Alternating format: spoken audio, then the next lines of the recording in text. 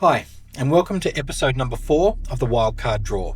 My name is Matty Egan, and I'm your host.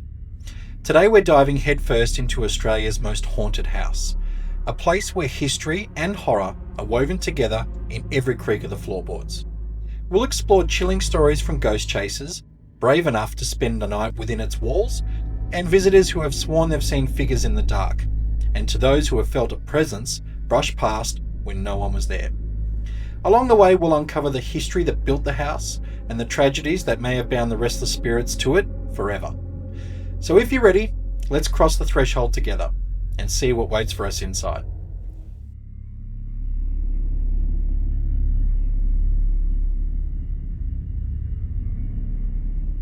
They say this is the most haunted house in Australia, a place where the air feels heavy and the walls seem to be watching you. On top of a hill, in the small railway town of Junee, New South Wales, sits the Monte Cristo homestead. By day, its white walls and iron balconies look grand and proud. But when the sun goes down, the house changes. Its windows turn black like cold, staring eyes.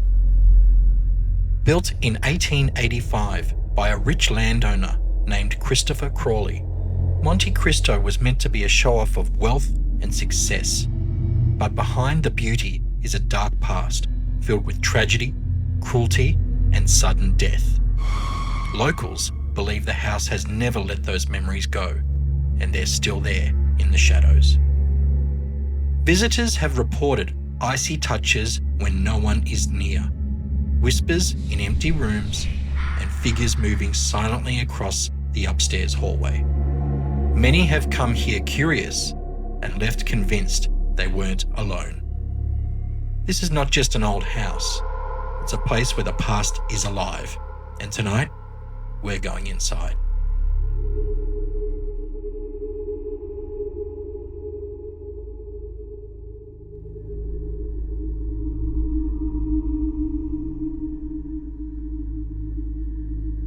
Monte Cristo was more than a home, it was a stage for suffering.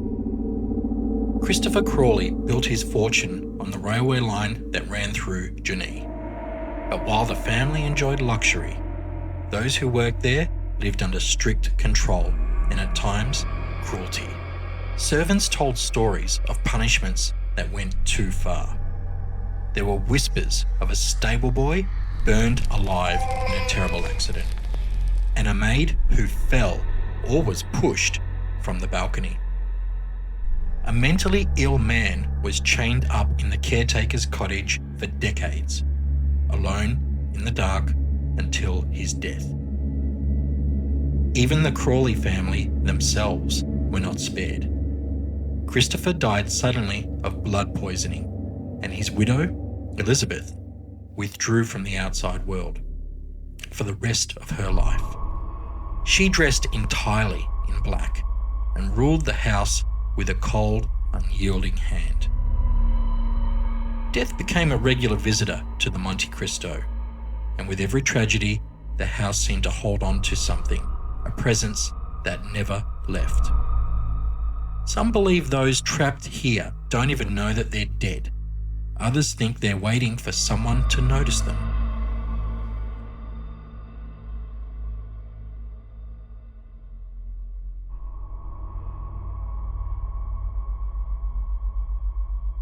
From the moment you step onto the gravel path, you feel it. The air seems heavier here, like the house is watching you. Monte Cristo doesn't just stand on the hill, it looms. Its red brick walls are scarred by more than a century of wind, rain, and whispers. The tall, narrow windows stare back at you like cold, unblinking eyes. Inside, the entrance hall greets you with a mirror that never feels quite right. Some swear they've seen movement in the glass when no one else is there. The wooden staircase, polished smooth by decades of footsteps, creaks as it remembers every soul that's ever passed.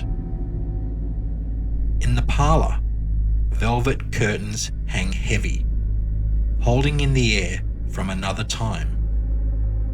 Every corner is cluttered with relics, photographs whose eyes seem to follow you, furniture that looks as though it's been waiting for someone to sit down. Beyond the main house, the old stables and outbuildings stand in quiet decay. The paint peels, doors hang slightly ajar, and tools lie rusting where they used to be used years ago. Even here, outside the main house, the silence feels unnatural. This isn't just a house. It's a living memory, and every memory it keeps isn't ready to rest.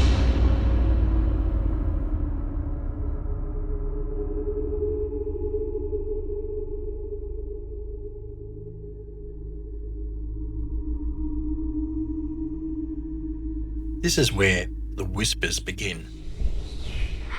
Not from the wind, not from the floorboards, but from those who never left. Over the years, Monte Cristo has been the stage for tragedy and cruelty. A stable boy burned alive in the carriage house, his screams said to echo in the cold night air. A young maid, pregnant, pushed from the balcony, her body broken on the ground below. And the caretaker's cottage. A man kept chained for years, alone in the dark, until madness was all he had left. Visitors speak of icy hands brushing their skin, footsteps following them up the stairs, whispers so close they swear they felt the breath on their neck. Upstairs, the lady in white, often seen standing silently at the window, watching, always watching. Photographs taken inside show strange lights, faces where no one stood, shadows that vanish when approached. Ghost hunters have recorded voices in empty rooms, a child's cry, a woman's wail, a low growl of something darker. And yet, what you've heard is only the beginning. The real horrors lie deeper within the walls. Are you ready to keep going?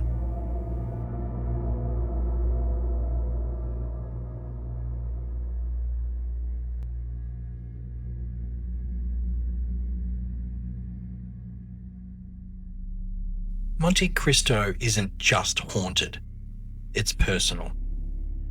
It reaches out to those who dare to step inside. One woman tells of standing in the front hallway, staring up at the staircase. She felt a coldness wrap around her legs, like a child hugging her. But when she looked down, there was no one there. A couple touring the upstairs rooms claimed they heard heavy boots stomping across the floor in the locked room beside them. When they asked their guide about it, she simply smiled and said, "That room hasn't been opened in months." Then there's the man who visited with friends. He took a photograph of the grand staircase. When he checked the image later, a woman in Victorian black stood halfway up the stairs, her face pale, her eyes fixed on the camera. He swears no one was there when he took it. Some visitors report the feeling of being followed from room to room, a slow, deliberate presence just out of sight.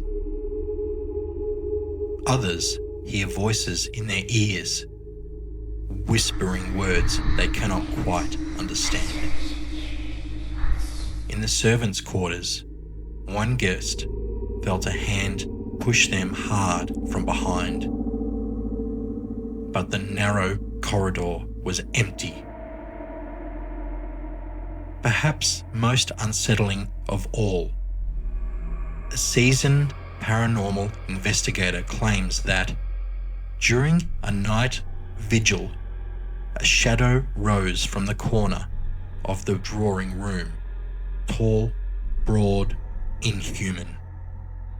It drifted toward him, and when it passed through, he described it as being plunged into ice water and filled with a rage that was not his own.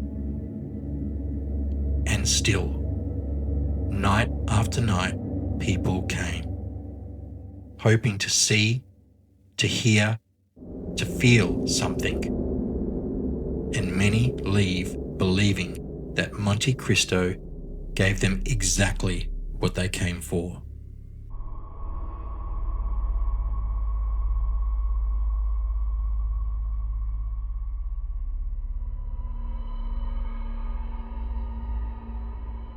Of all the spirits that linger in Monte Cristo, none commands more fear than Mrs. Crawley. Many who have stayed here claim to have seen her, gliding silently through the upstairs hallways, a single candle burning in her hand, her figure completely cloaked in black, her pale face emerging from the shadows, and eyes that seem to pierce straight into your soul. She is the house's most feared resident. Her appearances are rarely without purpose. One man learned this lesson the hard way. He was warned before spending the night here, told to be aware of the hour when the veil between the living and the dead is at its thinnest. 3 a.m. in the morning. In biblical lore, 3 a.m., it's more than just a witching hour. It's said to be the opposite of the time Christ died on the cross, 3 p.m. If that moment was holy, then 3 a.m. is its darkest reflection, the hour of mockery, the Antichrist's time. A time beloved by demons, when evil dares to walk closest to our world. Exorcists will tell you it's when the most violent possessions begin, when shadows take on shapes, when the dead grow restless. It was at this hour that he awoke. The room felt heavier, the air colder, and at the end of his bed she stood, Mrs. Crawley. Her black dress seemed to swallow the light from his bedside lamp. Her candle flickered without wind. She did not blink. She did not breathe. He froze. And then panic. Throwing the blankets aside, he scrambled to his feet, bolted through the hallway and down the grand staircase. But no matter how quickly he moved, he could feel her, just a step behind.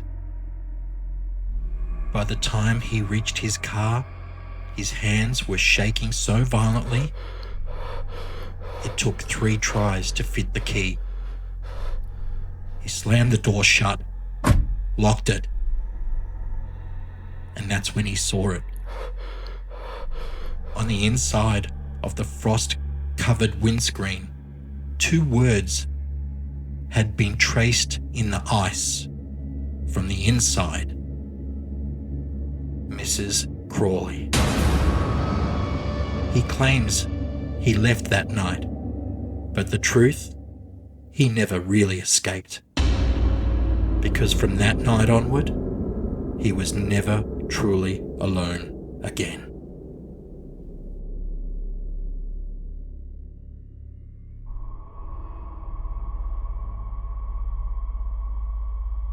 Monte Cristo Homestead is more than an old house with creaking floorboards and faded wallpaper. It's a place where history bleeds into the present, where every shadow has weight and every silence has a pulse. For over a century, it has stood watch on the hill, keeping its secrets, feeding its legends. Some who have walked its halls leave with nothing but photographs and shivers. Others carry something else home. Perhaps it's the sound of footsteps behind them in the empty room. Perhaps it's the faint smell of candle wax in the dead of night. Or perhaps it's the knowledge that they've been seen. So if you ever find yourself standing before Monte Cristo's gates, remember this. You might enter as a visitor, but you may leave as a part of its story.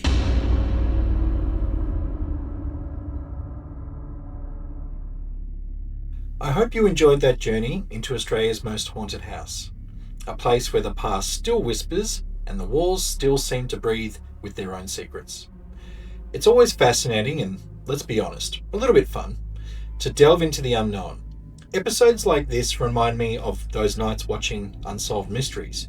The music, the atmosphere, the little touches that make the hairs stand up on the back of your neck. Hopefully we gave you a taste of those same thrills. And just between us, I don't recommend anyone actually staying in this house. Unless, of course, you don't mind your bedtime stories being told by ghosts. Thanks for listening to the Wildcard Draw. I'm Matty Egan. Until next time, keep your mind open and maybe keep the lights on.